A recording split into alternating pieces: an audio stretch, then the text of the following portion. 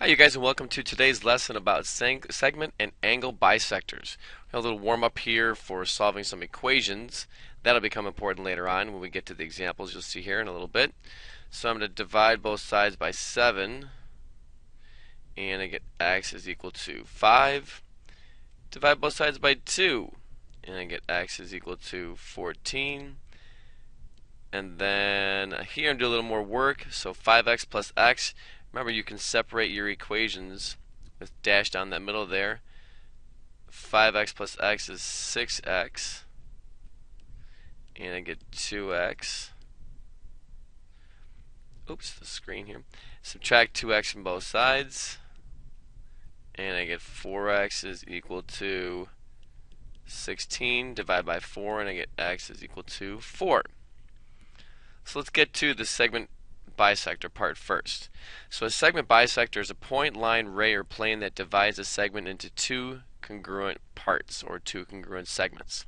Now you really got to pay attention to what they give you and what they're looking for by reading the equation or question as always. So it says M is the midpoint of AB. So AB is the whole thing. M is the midpoint, so it cuts it in half. Notice there are tick marks. So this part here is congruent to that part there. And notice it also tells me that whole thing here, AB, is 26. So cut 26 in half. I know that part's 13, and that part's 13.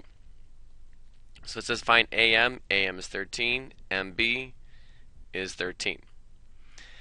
Here it says P is the midpoint of RS again. So midpoint, just like a segment bisector, midpoint cuts it in half. Find PS and RS. Now this time, again, there are my tick marks. But the RP is 7, not the whole thing. Notice there's no whole mark like this showing that RS is anything. So we'll take that away. So if RP is 7, I know PS over here is 7. Now that means the whole thing, 7 plus 7, now I can put it back in there. The whole thing is 14. Whoops. That'll come back in a second. So PS is 7, and then RS, the whole thing, is 14.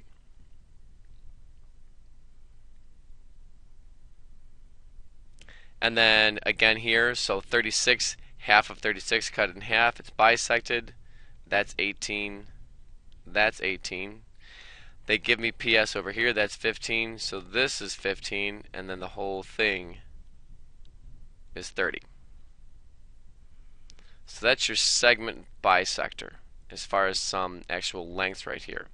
Now they're going to give you some equations. So it says line L is a segment bisector of AB. Find the value of x. So I see here this is congruent to this. Well, now I don't have just numbers for my lengths. I've got to actually find the value of x here. So I know if 5x, that part, is equal to 35. So divide both sides by 5, which is why we did the warm-up up above, and x is equal to 7. Now, sometimes it might say, hey, just find the value of x. It might say find the length of AM. It might say find the length of AB. In this case, it says find the value of x. X is 7, so we're done with that problem.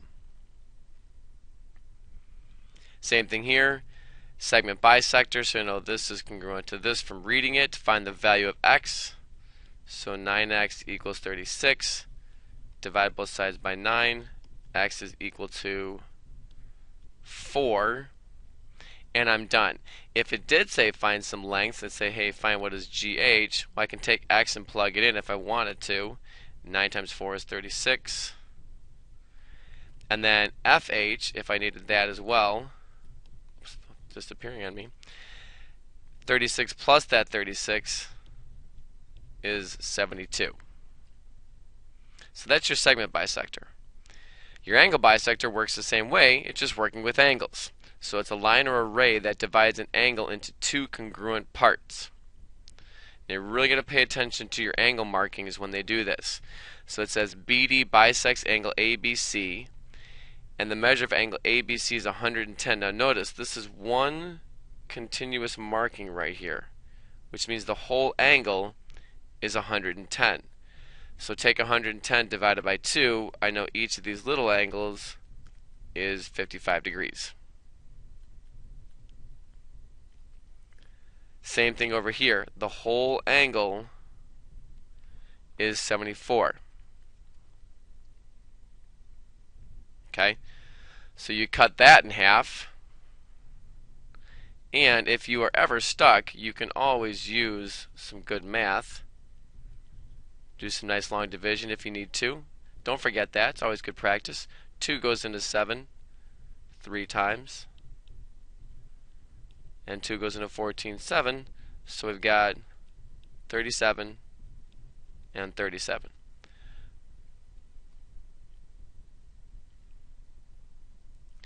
That was one setup. Another setup is this. Again, MP bisects angle LMN.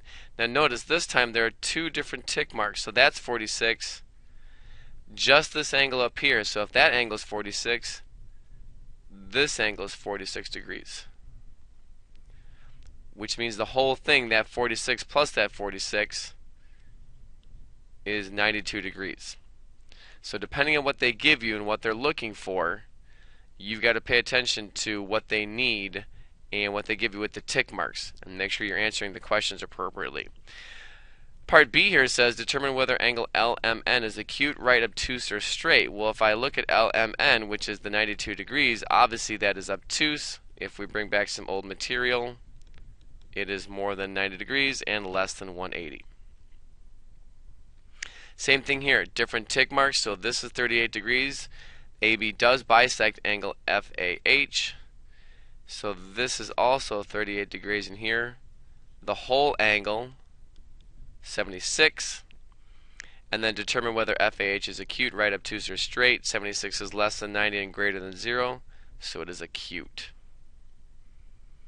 Now again, that's giving some angle measures. Now here are some expressions. So it works the same way as up above with the segments. So I know RQ bisects, so I set 6x plus 1 equal to 85. Subtract that 1 from both sides. 6x is equal to, oops, keeps on disappearing, 84. And then x is equal to 14.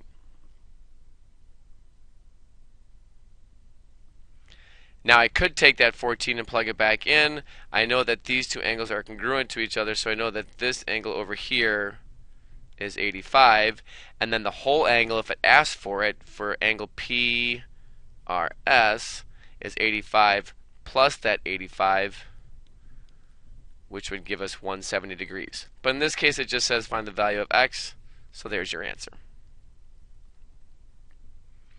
And then same process for these. Set those two equal to each other, because I know it says that